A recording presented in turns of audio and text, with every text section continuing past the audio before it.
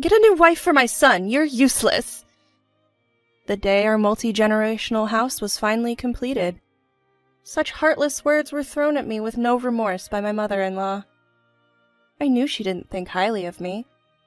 Still, considering her feelings, I agreed to build the multi-generational house.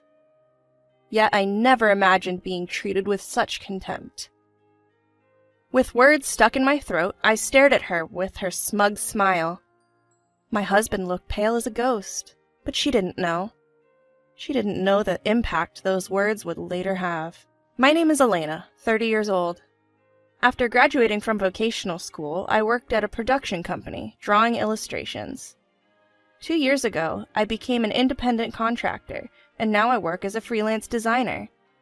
There are no benefits like when I was employed, nor are there any set holidays. But my income has increased significantly, and I am able to save more than enough. My husband, Camille, who I married 3 years ago, has been my biggest supporter. He was the one that pushed me when I was contemplating becoming independent. "Elena, I believe you can be successful even on your own," he said. "But if I fail, I'll lose my income, and it will be a burden to you, Camille." "Don't worry about that. We're a team, remember? If you want to try something new, I want to support you." "Camille." "Don't worry. Even if anything happens, you're not alone. I'll support you with all my might." "Thank you. I'll give it a shot." And so, with Camille's support, I became an independent freelancer. At first, jobs were scarce, and my income was close to zero. But with my husband's support, I didn't give up and kept going. Now, 2 years later, I have more work than I can handle, from regular jobs to major projects. Somewhere along the line, my income exceeded both my previous income and my husband's, and now my annual income exceeds $10 million. We started spending more luxurious time together, like going shopping, traveling to match my husband's days off thanks to our comfortable financial situation. Then one day, while working at home, I started feeling a little unwell. When the discomfort didn't subside after a few days, I went to the doctor, and to my surprise, I was pregnant. I went home and nervously awaited my husband's return. In the evening, as usual, he came home and I immediately brought up the topic. "Hey, Camille, you know I haven't been feeling well lately, right? So I went to the hospital today." "Oh, right. I'm sorry I couldn't go with you. Are you okay?" "Yeah, and actually, I'm pregnant." "Huh? You're pregnant?" He stared at me with wide eyes. Surprised, his bag slipped from his hand and asked, "Really?" With a big smile, I nodded. Seeing my response, Camille hugged me tightly. "Thank you. Thank you so much, Elena. I'm so happy." "Whoa, I can't breathe, Camille." "Oh, I'm sorry. I was just so happy." "Seeing you this happy makes me happy too, Camille. Let's work hard together." "Absolutely. I'll work even harder, so that you'll be okay even when you're close to giving birth and can't work." "Thank you. I plan to work until the last minute too," I told Camille, my smile emerging naturally as I saw his tearful expression. We began to eat the dinner I had prepared, but my husband could only talk about our future child. "I wonder what the gender will be. We need to prepare various baby items. Should I take paternity leave?" and so on. His excessive enthusiasm made me laugh. He was probably mulling over various aspects in his own way. At that moment, I decided to share something that I'd been contemplating for a while. "Hey, Camille, there's something I've been thinking about for some time. Would it be wrong for us to build our own house?" "Huh? A house? Ours?" "I've always thought that when we have a child, I'd like to live in a standalone house. I want to create a room for our child, and I know it may sound lavish, but I've been thinking that I'd like a study room as well." "That makes sense. Thinking about our future child, our current condominium does feel a bit cramped." "See, now that we know I'm pregnant, I'd really like to do this if we can." "Yeah, I agree. For the sake of our child who's going to be born, let's welcome them in the best environment possible." So, we decided to build a new house. We visited model rooms on our days off and started to plan the floor layout immediately, aiming to complete the house before the birth of our child. When a month had passed since we found out about my pregnancy, we decided to go to my in-laws' house to share the news. My husband's parents were there, with my father-in-law working as a company employee and my mother-in-law being a housewife. They live about a 30-minute drive away from our condominium, but we rarely visit. The reason is simple. I can't say it out loud, but I have a hard time dealing with my mother-in-law. The issue began shortly after our marriage, or it may have started when we first visited his parents' house to announce our engagement. My mother-in-law has never been welcoming towards me, always displaying a sullen expression. We used to visit their house regularly just after our marriage, but she would always ask, "No children yet?" Moreover, she didn't understand my job and often said, "Drawing for a living is not a real job," when my husband and father-in-law were not around. I gradually began to avoid going to their house due to her insensitive comments. Even when my husband suggested visiting them, I would gently decline, saying, "I have a deadline coming up." But this time, I had to go. Plus, I thought that she would be happy if we shared the news of our pregnancy. So we set off for the in-laws' house, my husband at the wheel. After not seeing her for a while, my mother-in-law greeted me with her usual sullen attitude. "Well, well, it's been a long time, hasn't it, Elena?" "Mother-in-law, it's been a while. I wonder what you've been up to. You surely haven't been drawing all this time, right?" "That's what my job is." "Well, still as sassy as ever. And here, I thought you might have changed after being away for so long." She spoke to me this way in a hushed tone when we were alone, yet played the part of the good mother-in-law in front of my husband and father-in-law. When my husband announced my pregnancy, she directed a saccharine voice towards me. "Oh my, Elena, congratulations! I'm truly happy to hear I'll be seeing my first grandchild so soon." "Uh-huh, happy. Is the baby a boy or a girl?" "No, it's still too early to tell." "Well, it doesn't really matter, as long as the baby is healthy." "Yeah, you're right." I plastered on a smile, careful not to spoil the mood. After that, we all got caught up in casual chatter, my father-in-law joining in too. Then, amidst the light-hearted banter, my husband dropped a surprising piece of news. "You know, we've decided to build a new house." His announcement got a big reaction from my mother-in-law. "What?" My ominous hunch came true as she responded with delight. "Why not make it a two-family house?" "Two-family house? You mean you guys will live with us?" "Yes. Our house is getting old. We were just debating whether to renovate or move entirely." Well, we didn't really plan to." "I'm sure the child will benefit from living with grandparents, right? You agree too, don't you, Dad?" My father-in-law, thrown into the conversation, kept his expression neutral, but there was a hint of joy as he muttered, "Yeah, I guess so." Seeing his reaction, my mother-in-law turned to me, her eyes practically shouting, "See? Elena? Honey? Dad agrees too, so it's okay, right?" I mean, it's all so sudden." "Why not? It seems more families are going nuclear these days. I'm sure we'll have a blast living together." "Well, I mean, when the baby comes, working will be hard, you know. Wouldn't it be nice to have someone close by to help out with housework?" Well, I had to admit, she had a point. I wanted to keep my job even after the baby was born, and if my mother-in-law was willing to help, that was definitely a good thing. But should we really live together? She seemed genuinely thrilled about the baby. Meanwhile, I found myself caught in a whirlpool of conflicting emotions. From then on, my mother-in-law changed her attitude towards me entirely. Regular texts started arriving on my mobile phone. "How are you feeling? If you need anything, just let me know." And other gentle messages. Maybe the pregnancy made her reconsider her attitude. I began to lower my guard just a little. One day, my husband asked, "What are we doing about the two-family house thing?" With my mother-in-law's increasing kindness, my thoughts began to shift. "Well, since your parents are so insistent, maybe we should give it a shot." "Really? Are you sure? I thought you didn't like my parents." "True, I was a bit wary of your mother and avoided going to your parents' house.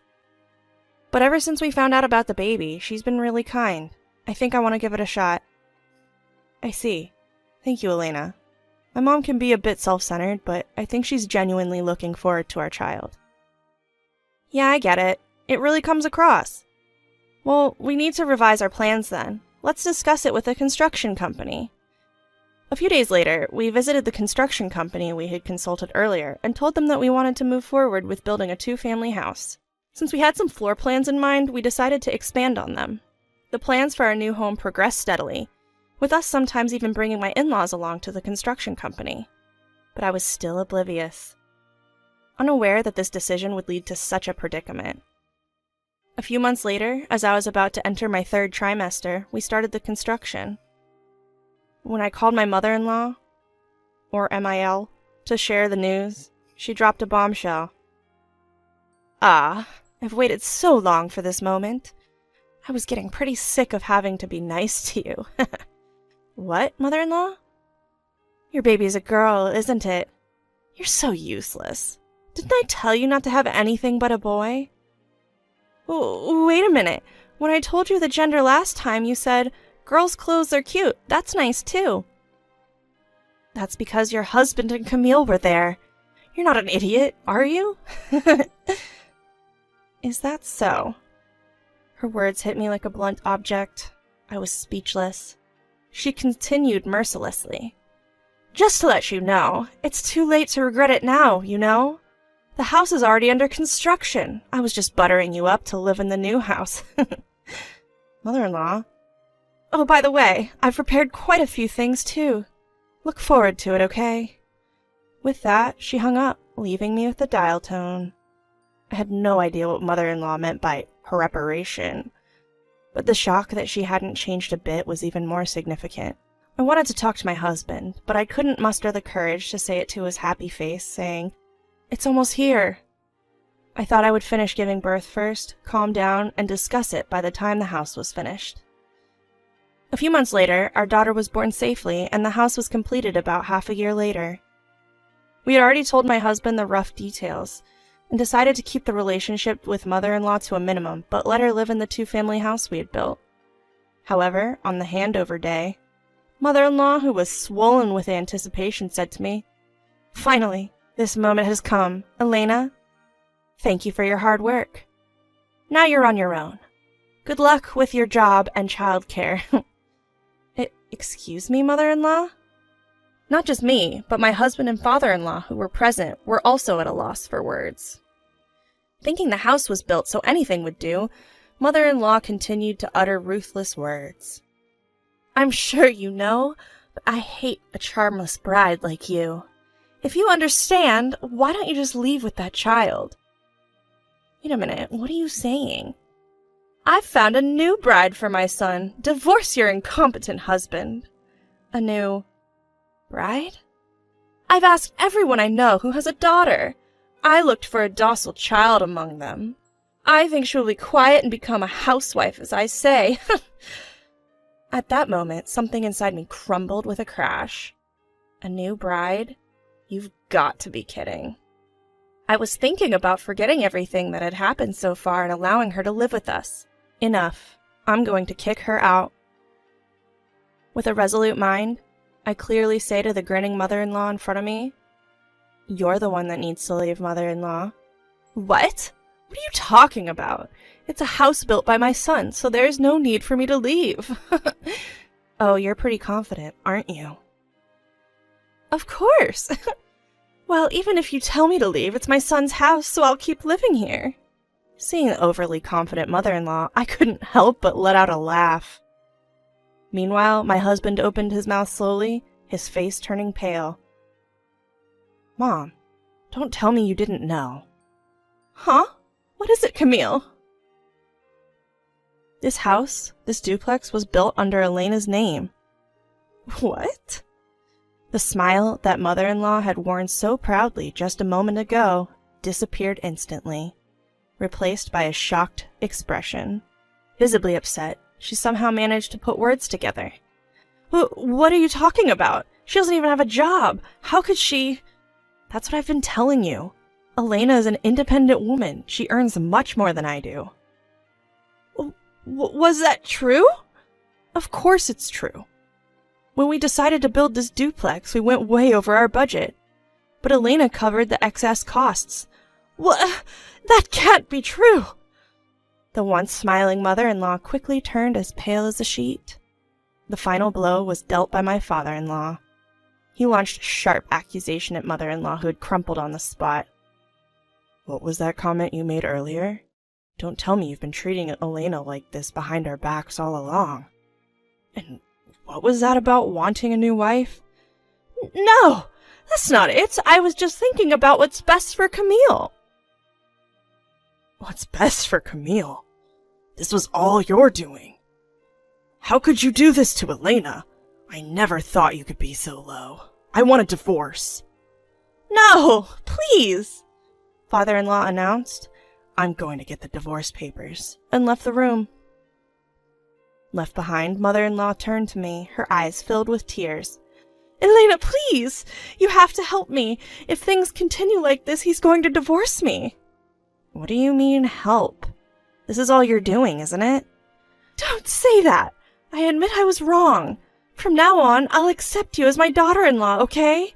Please! Despite her words, she wasn't sorry in the slightest.